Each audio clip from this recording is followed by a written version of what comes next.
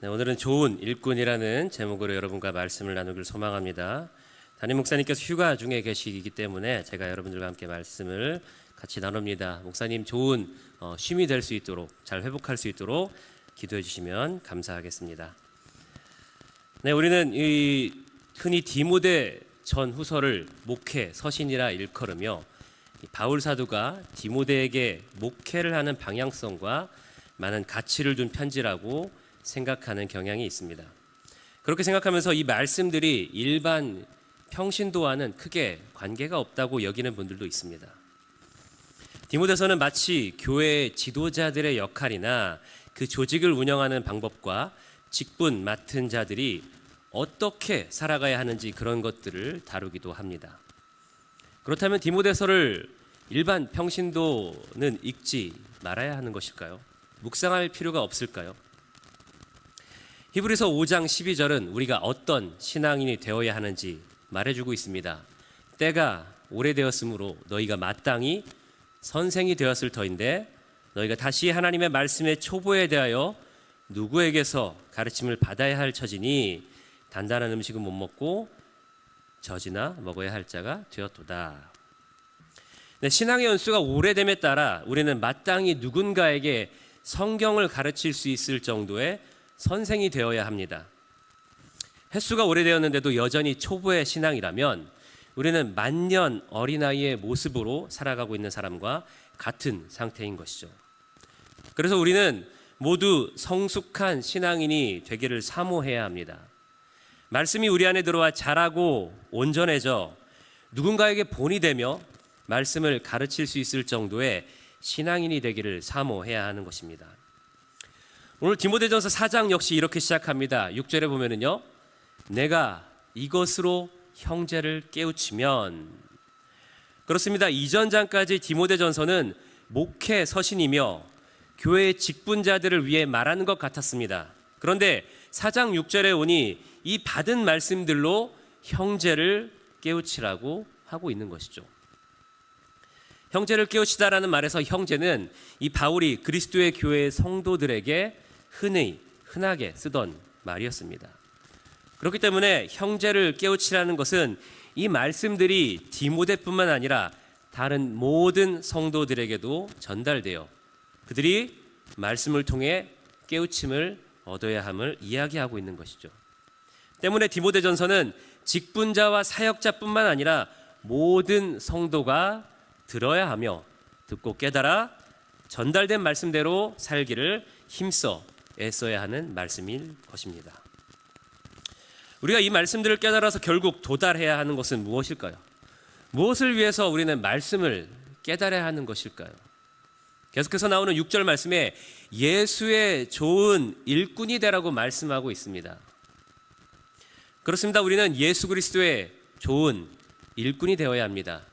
이제 누군가 공급하는 그 영의 양식을 받아서 누리는 것에서 벗어나 그리스도를 위해, 그분의 복음을 위해 몸을 들여 시간을 들여 일하는 좋은 일꾼이 되어야 하는 것이죠. 그래서 저는 오늘 여러분들과 좋은 일꾼이 되기 위한 그 방법을 말씀을 통해 깨달아 보기를 소망합니다. 먼저 좋은 일꾼이 되기 위해서는 양육 받아야 됩니다. 우리 6절 말씀을 한번 다시 한번 읽어보겠습니다. 6절 말씀입니다. 시작. 내가 이것으로 형제를 깨우치면 그리스도 예수의 좋은 일꾼이 되어 믿음의 말씀과 네가 따르는 좋은 교훈으로 양육을 받으리라. 아멘. 이 말씀은 마치 디모데가 누군가를 양육한다는 메시지로 볼 수 있는데 사실 이 말씀은 디모데에게 말씀하고 있는 것입니다. 2인칭 단수 동사를 사용해서 당신이 그것을 받는다, 양육을 받는다라고 말씀하고 있는 것이죠.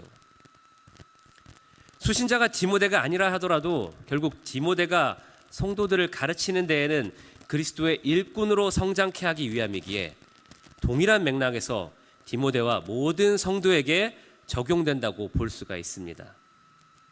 어쨌든 오늘 말씀은 우리가 믿음의 말씀과 좋은 교훈으로 양육받아야 한다는 것을 이야기하고 있는 것이죠. 여러분, 양육이란 무엇입니까? 영어로는 nourished입니다. nourished. 좋은 음식을 먹이고 잘 키우는 것을 의미하는 것이죠. 마치 어린아이를 돌보는 부모에게 해당하는 단어처럼 우리는 느껴집니다. 여러분, 양육의 결과는 무엇입니까? 좋은 음식을 먹임으로 키가 자라고 몸이 자라고 건강케 되며 강하게 됩니다.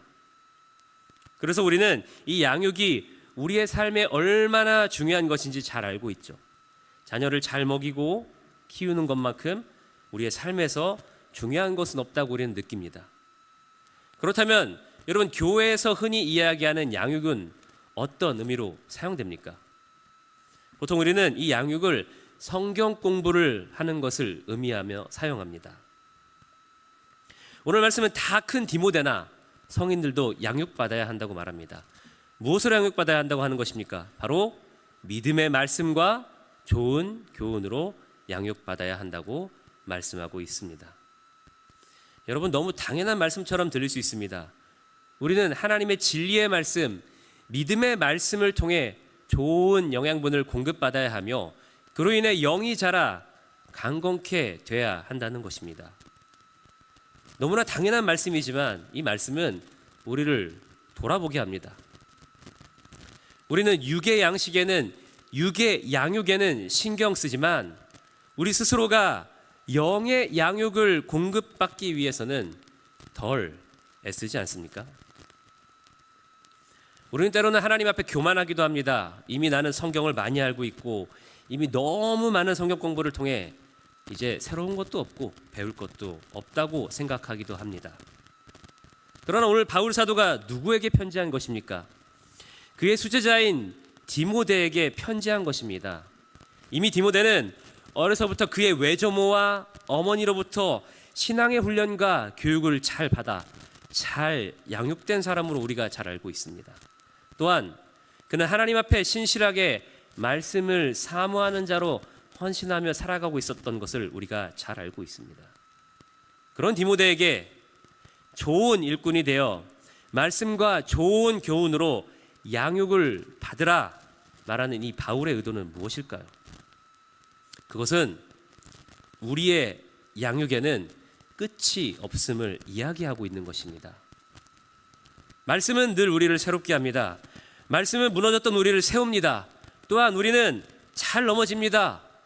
믿음이 굳세다 생각해도 우리는 넘어지며 우리의 믿음은 연약해집니다.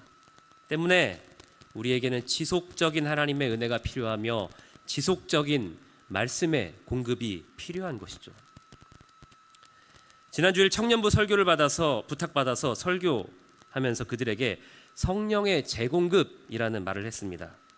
좀 말이 이상하게 들릴 수도 있지만 분명한 것은 우리는 성령 받았음에도 성령의 충만함을 사모하며 살아가야 한다는 것입니다.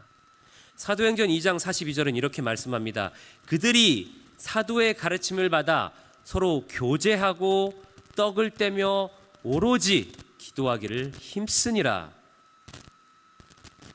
이미 성령의 강한 역사를 체험한 초대교회 성도들이 그 이후에도 여전히 모여서 가르침을 받고 교제하고 떡을 떼며 오로지 기도하기를 힘썼다고 하고 있습니다.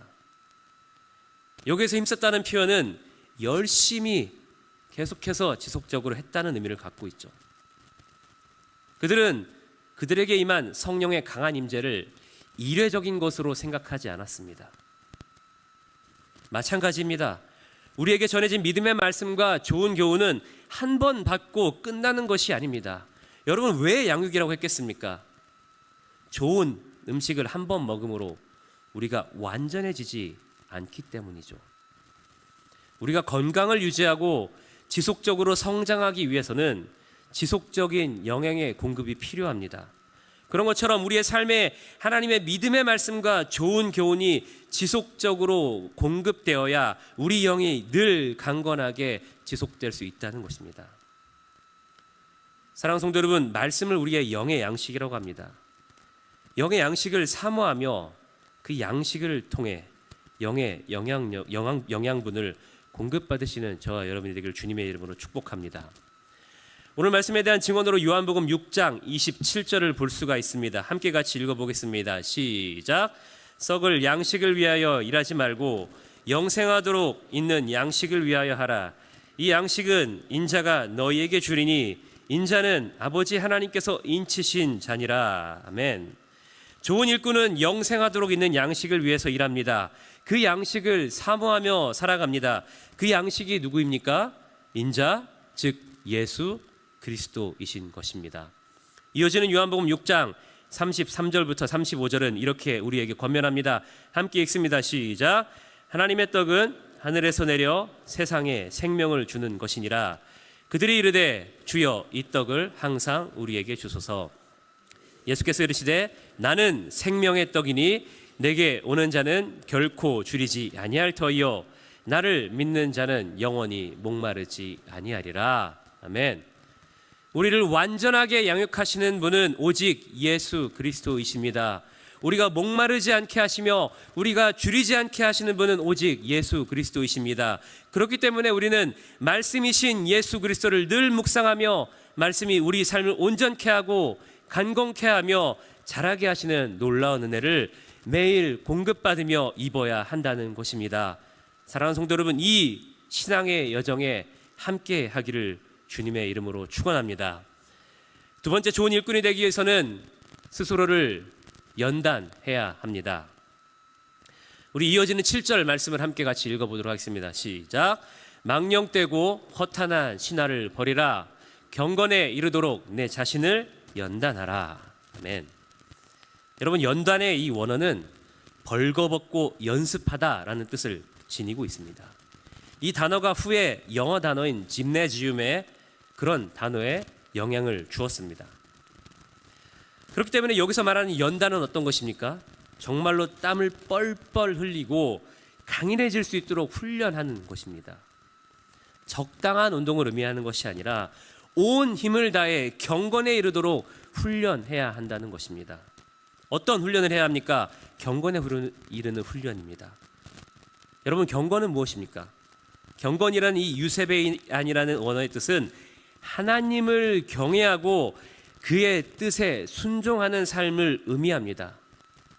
선행되어야 할 것은 경외이며 이어져야 할 것은 순종하는 삶이죠.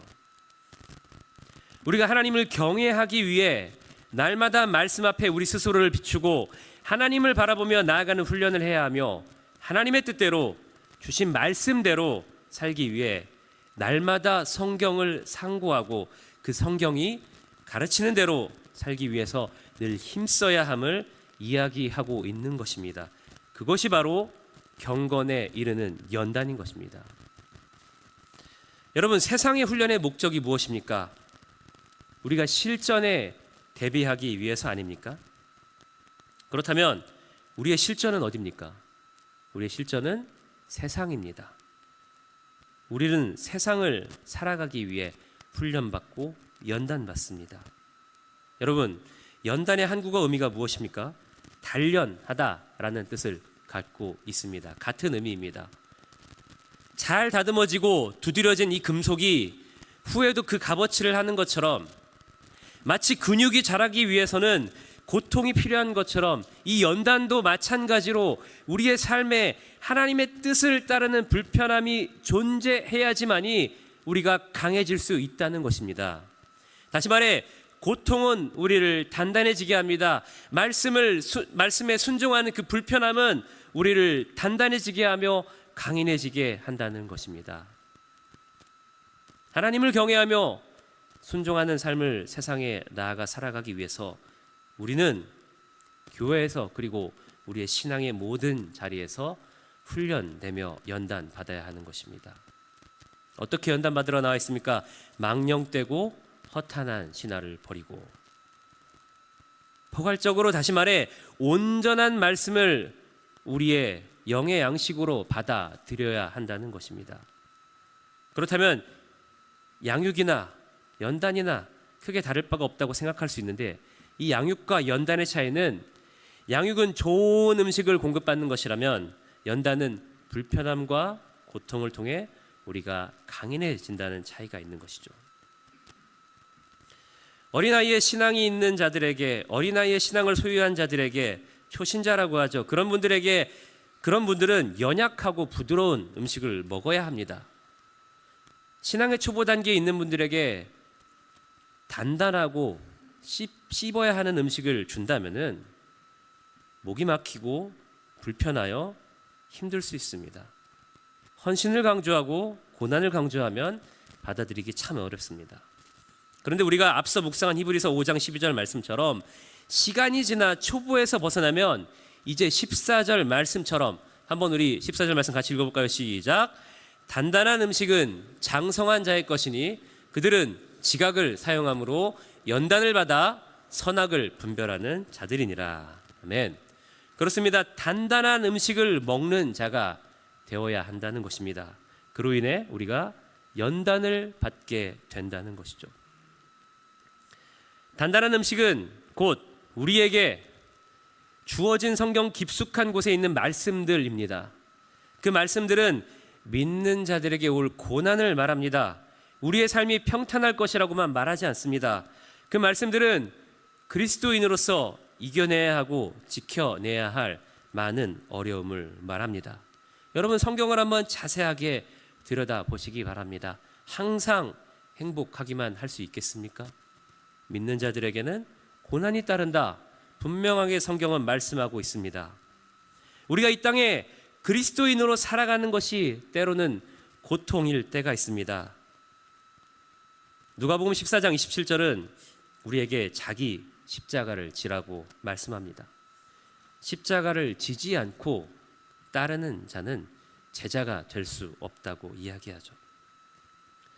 그러면서 14장 말씀에는 우리에게 주어진 십자가는 우리의 부모와 처자와 형제와 자매와 우리의 목숨까지 하나님의 복음보다 더 사랑하면 안 될 것이며 우리가 갖고 있는 소유를 버려야 하고 소금이 되어 세상을 이롭게 하고 빛이 되어 세상을 비추는 사람이 돼야 한다고 말씀하고 있는 것입니다.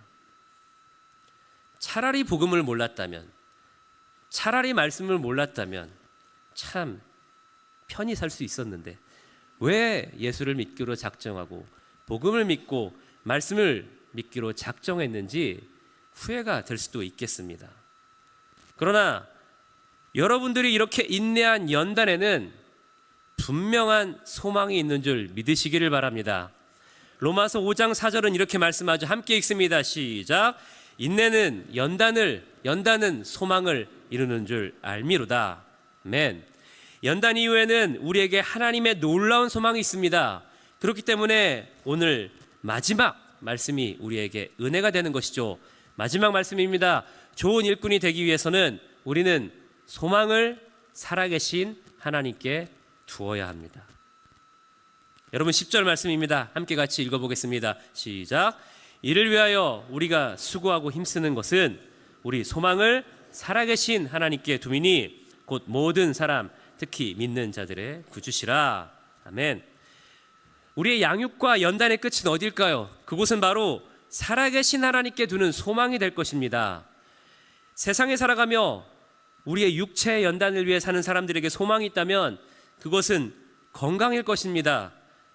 연단받는 운동선수에게 소망이 있다면 그것은 좋은 성적과 메달일 것입니다.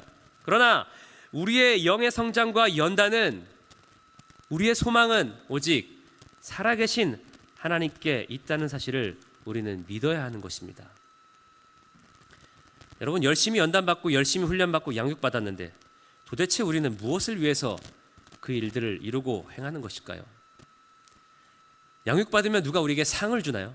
상을 줍니까? 물론 교회에서 양육 프로그램에 참여하면 수료증도 주고 선물도 주고 배지 같은 걸 주기도 합니다. 그러나 그것이 우리의 목적이 아닙니다.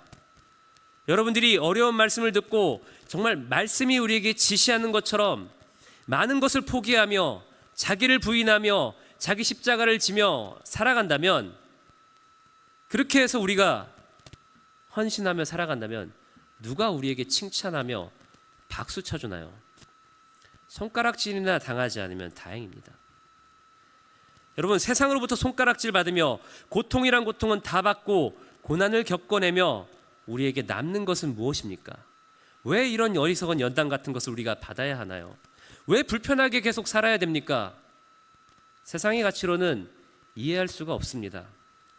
그러나 우리가 하나님께, 살아계신 하나님께 소망을 두는 순간 우리의 모든 양육과 연단은 이 세상의 어떤 것과도 바꿀 수 없는 놀라운 가치를 지니게 되는 것입니다.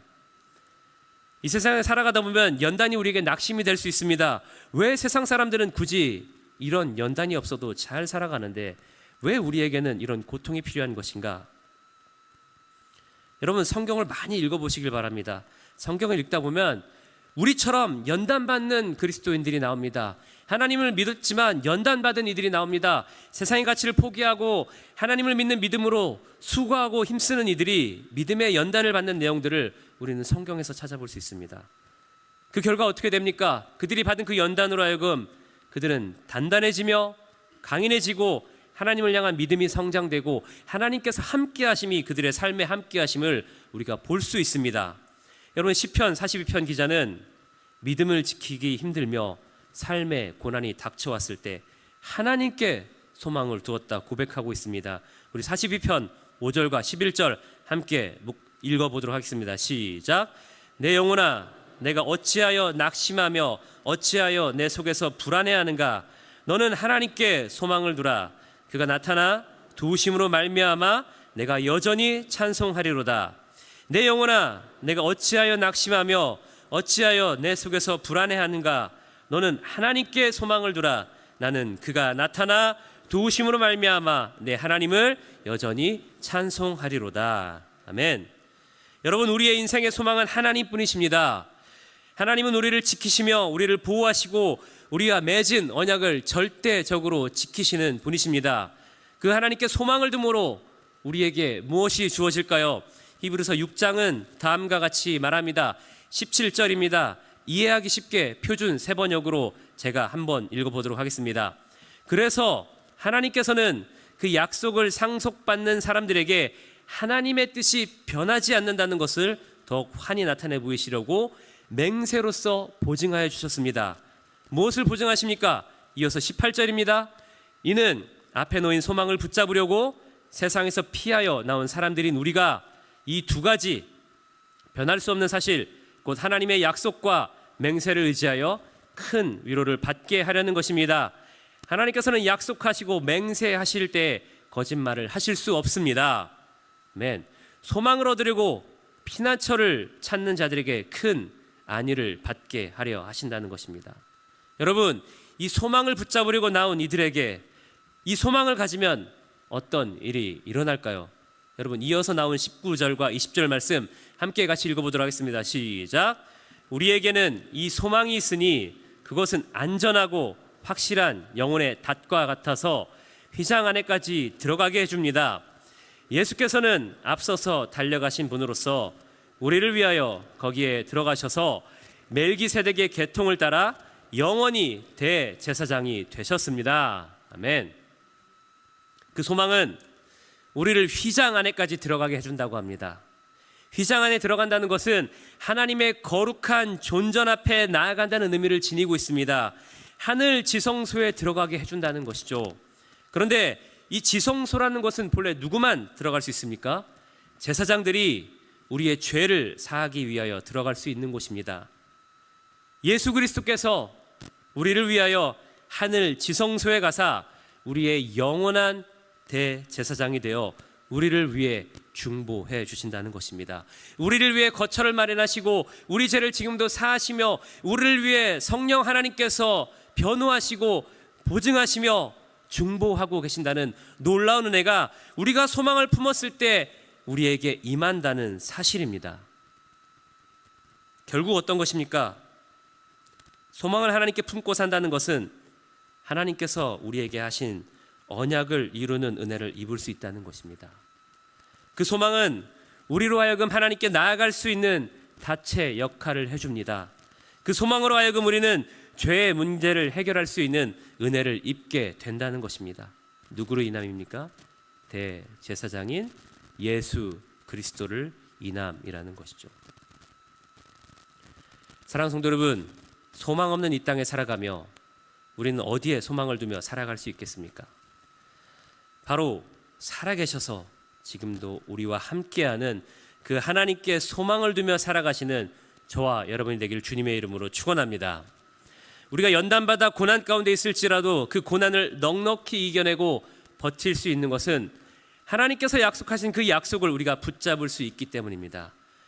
그 약속은 절대 변치 않으시며 그리스도 예수로 인하여 온전히 이루어질 약속입니다. 그 약속을 믿으며 오늘도 살아가시는 저와 여러분이 되기를 바랍니다. 이런 말씀을 정리하겠습니다. 그리스도의 좋은 일꾼이 되기 위해서 우리는 양질의 말씀을 통해 양육되어야 합니다. 여러분, 양육은 끝이 없습니다. 우리의 삶이 끝나는 그날까지 하나님의 말씀을 먹으며 공급받으며 사시는 여러분이 되기를 바랍니다. 또한 우리는 연단받아야 됩니다. 훈련되어야 합니다. 이 세상에 살아가며 그리스도인으로 살아가는 것이 힘들고 고통스럽고 불편하지만 여러분, 분명한 사실은 그 연단이 우리를 단단하고 강하게 만들 줄 믿으시기를 바랍니다. 그 연단은 우리를 경건에 이르는 놀라운 은혜를 주는 연단인 줄 믿으시길 바라며 하나님을 바라보고 말씀에 순종하는 삶을 사시는 여러분이 되기를 주님의 이름으로 축복합니다. 여러분, 마지막으로 우리의 소망을 하나님께 두시는 저와 여러분이 되기를 바랍니다. 약속하신 하나님, 그 약속을 붙잡고 변치 않으시는 그 하나님께 소망을 두시고 지금도 나를 위해 중보하고 계시는 예수 그리스도를 바라보아 다가오는 삶의 모든 상황을 넉넉하게 이겨내시는, 또한 결국에는 천국 소망을 품고 사시는, 그래서 주님의 좋은 신실한 일꾼이 되시는 저와 여러분이 되길 주님의 이름으로 축원합니다. 기도하겠습니다. 주님, 말씀을 통하여서 한 번 더 결단하며 나아갑니다. 하나님, 말씀을 소홀히 했던 우리를 용서하시고 더욱더 말씀을 통해 영양분을 공급받으며 양육되는 우리가 될 수 있도록 인도하여 주시옵소서. 하나님, 이 땅에서의 연단이 우리에게 얼마나 큰 은혜인지 말씀을 통해 한 번 더 깨닫기를 소망합니다. 하나님, 그 연단이 우리의 삶을 온전케 하며 하나님께 한 걸음 더 나아갈 수 있게 하는 놀라운 은혜가 있을 줄 믿으며 나아갈 수 있도록 인도하시고 그 연단을 통해 소망의 하나님, 살아계신 하나님을 바라보는 우리 모두가 될 수 있도록 인도하여 주시옵소서. 지금도 우리와 함께 하시는 그 하나님께 감사드리며 예수 그리스도의 이름으로 간절히 기도드립니다. 아멘.